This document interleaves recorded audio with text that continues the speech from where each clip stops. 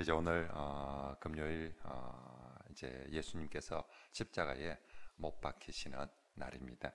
마가복음은 마지막 이 금요일은 3시간 단위로 예수님의 사건들을 기록을 하고 있습니다. 금요일 새벽에 이제 우리가 이렇게 모이듯이 시간도 딱 이 시간 정도 6시쯤 보통 유대인들이 새벽이라고 표현할 때 보통 6시쯤을 새벽이라고 표현합니다. 그때 빌라도의 법정에서 우리는 성전에서 이렇게 함께 모여서 예배를 드리는데 그날 금요일 새벽은 6시경에 정말 그 꼭두 새벽부터 빌라도의 법정에서 빌라도 앞에 무리들이 이렇게 다 모였습니다. 그 빌라도의 법정이란 곳 안토니아 요새라는 곳이거든요. 빌라도는 원래 예루살렘에 머물지 않습니다. 예루살렘의 총독이지만 이스라엘의 총독이지만 예루살렘에는 너무 시끄럽고 더럽고 냄새나고 믿는 사람들의 입장에서 볼 때는 거기가 성지지만 안 믿는 로마인의 볼 때는 예루살렘은 조그마한 도시에 사람들이 너무 많아요. 그래서 너무 또 저 사람들 온 길거리에서 기도한다고 막 손 들고 기도하고 막 토라를 읽을 때 조용히 지 혼자 읽으면 될 텐데 소리내 읽거든. 이 사람들은 온 동네 소리내 읽지. 성전에서 날마다 제사 드리면 그 냄새가 그 도축을 해서 그 피 냄새 또 그 태우면 그 태우는 냄새. 사실 로마인들이 볼 때 예루살렘은 살 동네가 못 돼요. 그래서 빌라도는 평소에는 예루살렘에 머물지 않습니다. 저 해변가 새로 만든 신도시 가이사랴라는 가이사 황제를 위해서 만들어 놓은 신도시 가이사랴라는 곳에서 거기서 머물고 있다가 명절 같은데 6월절이라든지 이럴 때 이제 밀란이 일어날 수 있으니까 사람들이 모이면 그때 이제 군대를 또 이끌고 와서 머무는데 그 머무는 장소가 어디냐면 성전 바로 딱 붙여서 성전보다 더 위에 안토니아 요새를 지어놨어요. 그래서 그 요새 꼭대기에서 보면 성전 아래가 한눈에 쫙 저 성전에서 무슨 짓을 하고 있는지 한눈에 딱 보일 수 있는 곳에 지어놨습니다. 이스라엘에 어떤 건물도 성전보다 높이 지을 수가 없어요. 성전 자체가 가장 높은 성산 꼭대기에 예루살렘 꼭대기에 지어져 있고 또 성전의 높이 자체가 엄청 높기 때문에 어떤 건물도 어떤 구조물도 성전보다 높은 곳이 없어요. 그런데 이 안토니아 요새만 딱 성전보다 더 높은 곳에 높이도 성전보다 더 높이 지어가지고 그래서 유대인들이 성전에서 제사 드리는데 저 안토니아 요새 높은 곳에서 빌라도나 로마 군인들이 아래를 내려다보고 있는 거예요. 얼마나 기분 나빠하는지 모릅니다. 정말로 민족의 수치를 적을 쳐다보면 기분이 나빠가지고 그래서 유대인들이 애써 그 길을 쳐다보지 않으려고 외면을 하면서 성전에서 제사를 드리는데 금요일 새벽에 그들이 가장 기분 나빠하는 바로 그곳에 새벽 꼭두 새벽부터 그 좋은 새벽에 꼭두 새벽에 평소에는 가장 기분 나빠서 들어가지도 않고 쳐다도 보지도 않으려고 하는 바로 그것에 예수 죽이려고 다 빌라도의 법정에 모인 것이 새벽 시간에 모였습니다. 그리고 이제 그곳에서 신문을 당하시고 또 조롱을 당하고 나서 25절에 보니까 때가 제3시가 되어 십자가에 못 박으니라 라고 그래서 아침 9시경에 예수님은 골고다 언덕에 가셔서 십자가에서 못 박히는 시간이 제3시 오전 9시입니다. 그리고 33절에 제6시가 되매 온 땅에 어둠이 임하고 우리로 치면 12시쯤에 온 땅에 어둠이 임하게 됩니다. 그리고 33절 끝에 제9시까지 계속하더니 34절에 제9시에 예수께서 크게 소리 지르시되 그래서 아침 9시에 예수님이 십자가에 매어 달리시고요. 그리고 12시에 온 땅이 어두워지고 그리고 오후 3시까지 제9시까지 온 땅에 3시간 동안 깊은 짙은 어둠이, 모든 사람들이 알 수 있는 짙은 어둠이 그곳에 깔리고 오후 3시에 예수님께서 그 영혼이 돌아가십니다. 그리고 이제 42절에 이날은 준비일 곧 안식일 전날이므로 저물었을 때에, 보통 유대인들이 저물었을 때에 오후 6시경을 저물었을 때라고 표현합니다. 바로 이 저물었을 때 예수님은 이제 이날부터 6시부터는 안식일이 시작되고 토요일로 넘어가거든요. 안식일이거든요. 그래서 안식일날 저런 죄인들을 저기 매달아 두어서는 안 되기 때문에, 그래서 저물었을 때에 이제 안식일 전에 예수님을 내려서 장사 지내. 그래서 아침 6시부터 저녁 6시까지 마지막 장사 지냄까지 하루를 그렇게 3시간 단위로 이제 예수님의 마지막 죽음을 그렇게 보여주고 있습니다. 그런데 마가복음도 그렇고 누가복음, 마태복음, 공간복음서들은 이 예수의 죽음을 우리에게 어떤 육체적인 아픔들, 육체적인 고통 중심으로 예수님의 죽음을 기록하지 않습니다.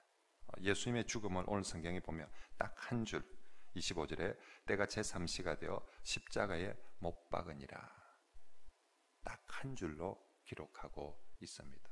얼마나 아팠을까? 또 어떤 식으로 이렇게 막 못을 박았을까? 또 못을 박으면 어떤 현상이 일어났을까? 예수님은 어떤 신음을 했을까? 또 막 어떻게, 이런 것들은 기록하지 않고 딱 한 줄로 십자가에 못 박으니라 라고만 기록하고 있습니다. 그러면 성경은 이 예수님의 사건을 이제 조명을 하면서 보여주는데 여러 가지를 보여줄 수 있을 텐데, 여기서 예수님이 얼마나 아팠느냐, 얼마나 고통스러웠느냐를 보여주는 것이 아니라 저 십자가에서 예수님이 무슨 말씀을 하셨느냐, 그리고 저 십자가 앞에서 사람들은 또 어떤 반응을 보였느냐, 이걸 훨씬 더 중요하게 그렇게 다루고 있습니다. 우리에게 성경을 읽으면서 십자가를 바라보면서 얼마나 아팠을까 이렇게 생각하고 보는 것이 아니라 예수님이 저 십자가에서조차도 무슨 말씀을 하셨는가, 그리고 사람들은 저 십자가를 향해서 어떻게 반응했는가, 이걸 보라고 말씀하고 있습니다. 자, 이제 마지막 예수님의 십자가에 못 박히심 앞에 사람들은 어떻게 반응합니까? 오늘 성경은 한마디로 사람들이 욕했다라고, 희롱했다라고 그렇게 말씀하고 있습니다. 그래서 우리 주 예수 그리스도의 십자가는 정말로 버림받은 십자가, 우리가 배신의 십자가부터 시작하거든요. 가룟 유다에게 배신을 당하고 또 사람들에게, 제자들에게 배신을 당한, 그래서 지는 십자가, 그리고 또 사람들에게 버림을 받은 십자가였습니다. 오늘 보여주는 십자가는 희롱의 십자가, 저 십자가는 철저하게 사람들에게 희롱받은 십자가다. 그래서 20절 말씀에도 보면 군인들의 희롱이 제일 먼저 나옵니다. 희롱을 다한 후에 자색 옷을 벗기고 도로 그의 옷을 입히고 십자가에 못 박으고 끌고 나가니라. 군인들이 예수님의 머리에 가시멜류관을 씌우고 자색 옷을 입히고 그리고 침을 뱉으면서 그 갈대를 가지고, 갈대는 매가 아니죠, 그냥 조그만 갈대를 얼굴에 탁탁 치면서, 매를 가지고 때리기 위한 거는 매를 가지고 때리는 건데 그건 채찍을 가지고 이미 때렸고요. 머리에 가시멜류관 저걸 씌워놓고, 그리고 저 홍포를, 왕의 오신 홍포를 입혀놓고 갈대를 가지고 얼굴을 탁탁 치면서 유대인의 왕 꼴 좋다, 아이고 왕이 참 하는 것 바라면서 희롱을 하고 있습니다. 군인들이 희롱을 다 한 후에 29절 말씀에 보면 이번에는 지나가는 자들이 자기 머리를 흔들며 예수를 모욕하여 이르되, 지나가는 행인들이 그 모습을 보면서 자기 머리를 흔들고 예수를 희롱하고 모욕했다라고. 자기 머리를 흔들며 모욕했다. 우리나라 사람들은 누가 제 또라이 보면 어떻게 합니까? 우리나라는 유대인들은 또라이를 보면 머리를 흔듭니다. 그냥 이렇게 흔드는 게 아니라, 이건 우리 이렇게 흔드는 거는 도레도레죠, 그죠? 도레도레, 이렇게 도레도레가 아니고 이렇게 대부분 유대인들은 머리가 길죠. 랍비들 외에는 이렇게 이제 랍비들은 모자를 쓰고 늘 이렇게 이제 정결하게 했기 때문에 그러지 않지만 일반대로 이렇게 하면 머리가 숙여집니다. 그래서 이렇게 흔들면서 쪼는 우리식으로 표현하면 저 또라이라는 거예요. 어이구, 저 또라이 저 봐라. 저 또라이 봐라. 성전을 헐고 3일에 한다, 뭐 3일에 짓는다고 해서 뜻하는 저 지금 봐라, 저 또라이 봐라 하면서 그렇게 지금 모욕을 하고 있습니다. 31절에 그와 같이 대제사장들도 서기관들과 함께 희롱하며 서로 말하되 그가 남은 구원하실 때 자기는 구원할 수 없도다. 대제사장들과 서기관들도 손가락질하면서 희롱하고 있습니다.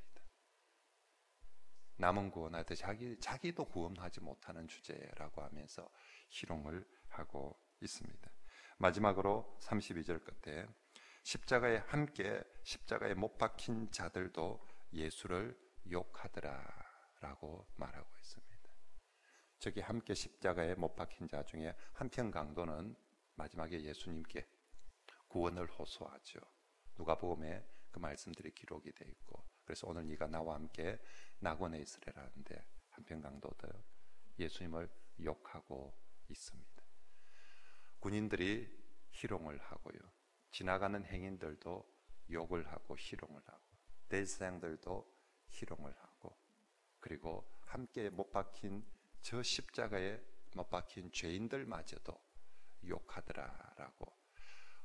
히브리 개념에 네 가지 사방, 동서남북, 그리고 봄, 여름, 가을, 겨울 네 가지는 언제나 모든 사람들로부터 희롱당한, 조롱당한 욕들은 예수님이 십자가를 짓는데 누구 한 사람 정말 예수님 어려운 일 참 잘하셨습니다. 예수님 정말 귀한 일 하셨습니다. 오늘 만약에 제가 어떤 십자가를, 교회에 어떤 십자가를 진다면 들으면서 우리 장로님들이 와서 또 우리 권사님들이 와서 목사님 참 힘드실 텐데 어려웠을 텐데 정말로 수고했습니다. 잘했습니다. 그러지 않겠습니까? 그런데 우리 예수님은 정말 우리를 위해서 그 십자가를 지셨는데 아무도 그 십자가를 향하여서 경배하거나 정말로 경외하거나 존중하는 것이 아니라 주님은 십자가를 졌음에도 불구하고 하나같이 조롱하고 희롱하고 욕하였다라고 그렇게 말씀하고 있는 것이지요. 이게 힘들었을까요? 사람들로부터 희롱이 힘들었을까요? 매를 한 대 맞는 게 힘들었을까요? 내가 사랑하는 저 사람들로부터 배신을 당하고 그 사람들로부터 희롱을, 그것도 우리가 알다시피 벗긴 몸으로,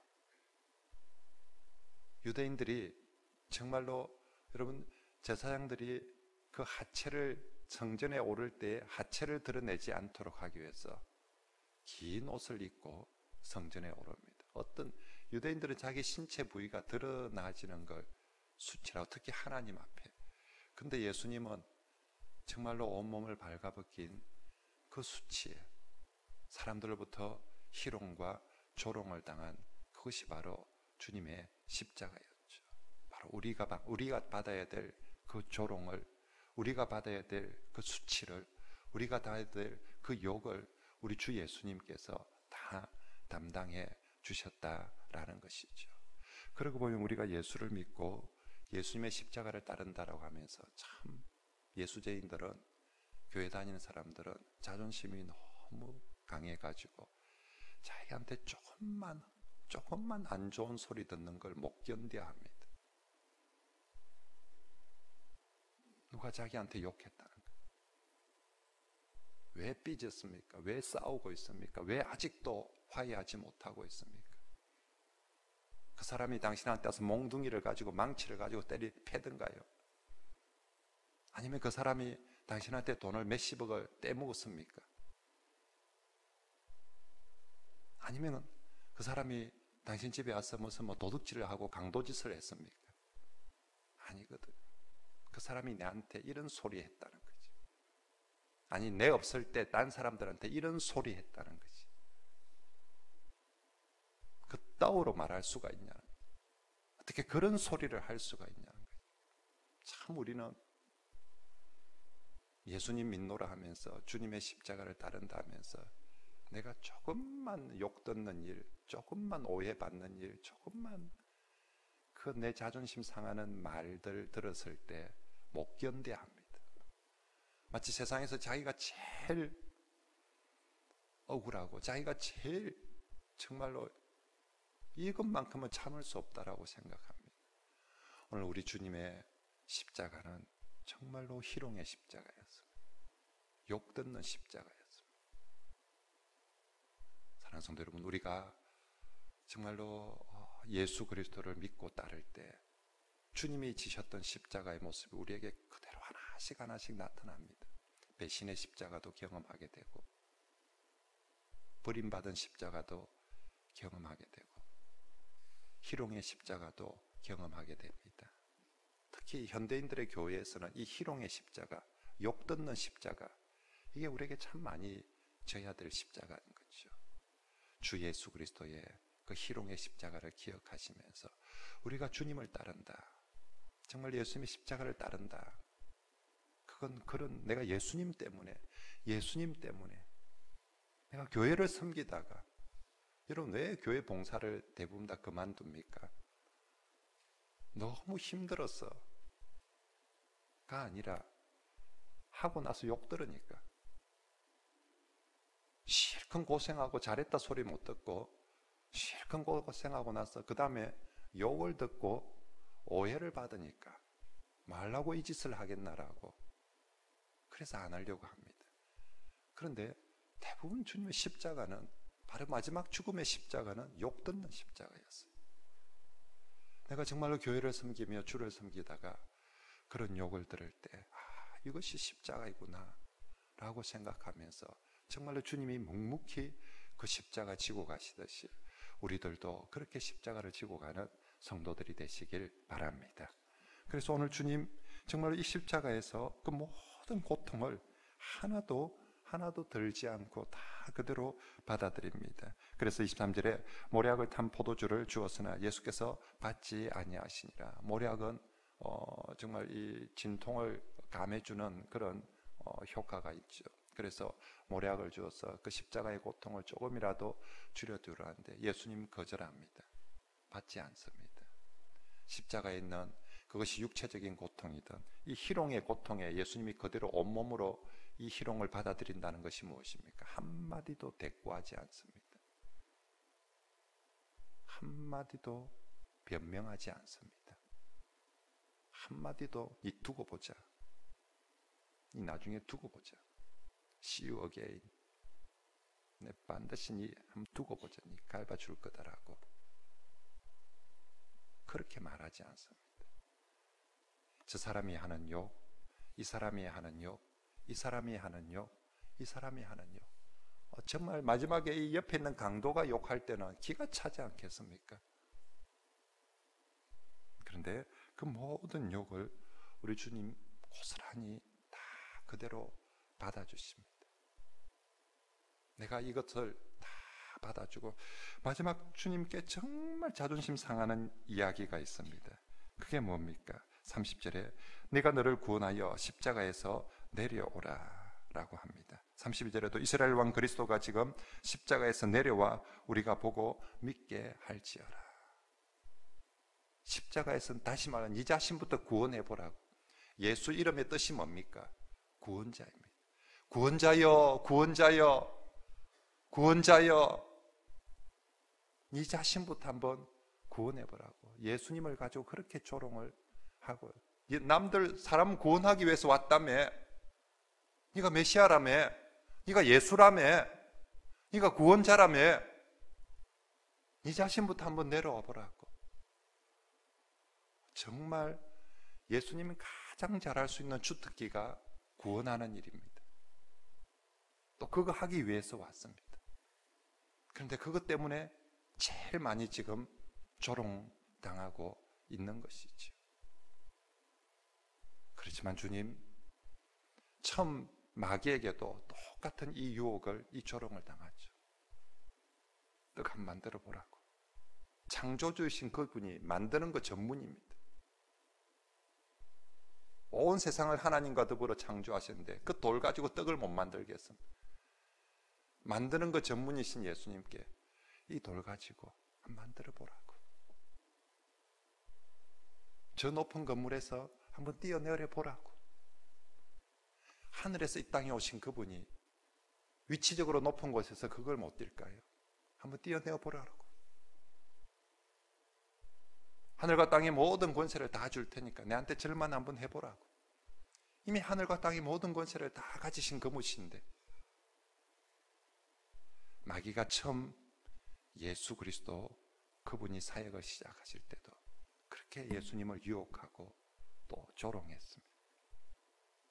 그런데 예수님 그때도 자신을 위해서, 자신의 억울함을 증명해 보이기 위해서 능력을 행하거나 어떤 일들을 하지 않았습니다. 마지막 죽으실 때도 마귀는 또 다른 모습의 사람들의 모습으로 조롱하고 희롱하고 욕하고 있을 때 그 능력의 주 예수님께서 자신을 위해서는 단 하나의 능력도 행하지 않으시고 구원도 하지 않으시고 자신을 위해서는 고스란히 그 모든 정말로 고통을 다 받으시고, 그리고 오직 그분이 십자가에 끝까지 달리면 바로 그 구원을 위해서, 지금 사람들은 이 자신을 구원해 보라고 하지만 예수님은 자신을 구원하는 것이 아니라 우리를 구원하시기 위해서 마지막까지 십자가에서 그 희롱을 당하면서 매어 달려 죽으신 줄 믿습니다.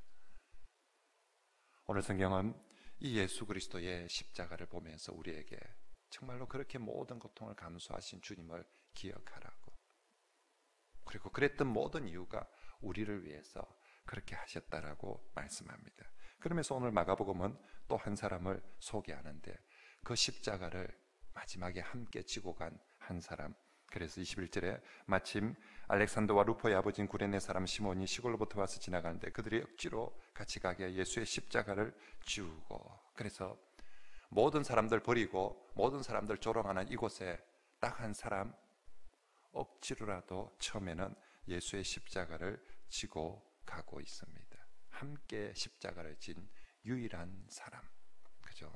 그런데 분명히 시작은 억지로 했습니다. 그런데 이 이름은 위대한 신앙의 이름이 됩니다. 성경에서 모든 사람을 소개할 때는 집안이 유명하지 않으면 동네 이름을 소개한 구레네 사람이라고, 그리고 집안이 있으면 항상 누구 아들이라고 소개합니다. 그런데 성경의 신약 성경에 유일하게 누구 아들이 아니라 누구 아버지라고 소개하는 유일한 사람이 구레네 사람 시몬입니다. 이건 아들이 더 유명하다는 거예요. 아들이 더 유명하다는 거예요. 아버지보다. 그래서 이 아들의 아버지, 아들이 누구냐? 알렉산더와 루포의 아버지라고 얘기하고 있습니다. 로마서 16장에 보면 루포의 이름들이 등장하면서 루포의 어머니는 곧 나의 어머니다라고 그렇게까지 바울이 소개를 하고 있습니다. 알렉산더와 루포, 훗날 이 마가복음이 기록될 당시에 위대한 그 교회의 장로님들이죠. 그 교회의 정말 위대한 주의 종들이죠. 바로 이 아버지 시몬이 그때같이 십자가를 졌다라고 말하고 있는 거죠. 그런데 재밌는 것은 이들의 모습이 참 아이러니하죠. 이 사람, 분명히 아버지 사람은 구레네 사람 시몬이라고 합니다. 그런데 아들 이름은 알렉산더와 루포예요. 이 로마식 헬라식 이름이에요. 아버지 시몬은 유대식 이름이고 자식들 이름은 헬라식 로마식 이름을 짓고 알렉산더 루포, 우리 알렉산더 대왕 루포 다 이방인의 이름입니다. 유대인 집안에서 이런 경우 드뭅니다. 아버지가 유대인인데 유대인 이름을 가지고 있는데 자식들은 왜 그런지 모르지만 태어날 때 출세를 바랬던지 어떤 이유였던지 자식들 이름은 히브리식 이름으로 유대식 이름으로 짓지를 못했어요. 이 사람 구레네 사람 시몬이란 사람, 이 집안 그렇게 처음 시작할 때 하나님을 경외하는 경건한 집안이 아니라는 것이지요. 그런데 이 사건, 예수 십자가를 지는 사건으로 계기로 이 사람들이 예수를 믿은 거죠. 그리고 나서 그 중에 그 아들 알렉산더와 루포는 대를 이어 더 열심히 신앙생활을 주님을 잘 믿는 제자들이 되었기에 후대에서는 이 사람들 이름이 더 유명해져서 알렉산더와 루포의 아버지 시몬이다 라고 소개하고 있습니다. 마태복음 26장부터 예수님의 십자가 사건을 기록하면서 세 사람의 시몬이 소개되고 있습니다. 나병 환자 시몬, 예수님의 마지막 죽으시기 전에 그들을 예수님을 모시고 식사를 대접하고 섬기는 나병 환자 시몬이 나옵니다. 그리고 예수님을 가장 좋아했다라고, 가장 잘 믿는다고 했지만 예수님을 배신했던 베드로 시몬이 나옵니다. 그리고 처음 질 때는 억지로 십자가를 짓지만 훗날 신실한 주의 제자가 된 구레네 시몬이 나옵니다. 이 세 사람의 시몬 중에 마지막 이 시몬이 구레네 사람 시몬이 마지막까지 십자가를 함께 지고 갔던 사람이었다라고. 그리고 그날 훗날 마가복음이 기록될 당시 바로 주님이 찾는 바로 그 제자의 모습으로 살고 있더라라고 말씀하고 있습니다. 여러분들은 오늘 이 성금요일에 어떤 시몬으로 살기를 원하십니까? 정말 내가 예수 잘 믿는다라고 하면서 큰 소리 치다가 나는 아니다 하고 저주하고 맹세하고 부인한 저 베드로 시몬처럼, 아니면 억지로라도 그래도 내가 십자가 따라가자라고 따라가는 구레네 사람 시몬처럼, 아니면 나는 이름 없이 나병 환자 시몬처럼 주님 마지막 가시는 걸음에 밥이라도 한 그릇 대접하고 식사라도 섬겨야 되겠다라고 그러는 시몬인지, 오늘 우리가 정말로 이 금요일 마지막 주 예수 그리스도의 십자가 앞에 오늘도 우리도 십자가를 따르는 사람, 십자가와 함께하는 그런 성도로 살아가는 그런 저와 여러분들이 되시고, 나중에 금요일 정사 예배 때 다시 한번 우리가 십자가 앞에서 주님을 경배하고 찬양하는, 모든 사람들이 십자가를 욕할 이때에 우리는 그래도 십자가 앞에서 마지막 주님을 경배하고 주님을 찬양하는 그 한 사람으로 남아있는 그런 저와 여러분들이 되시길 바랍니다.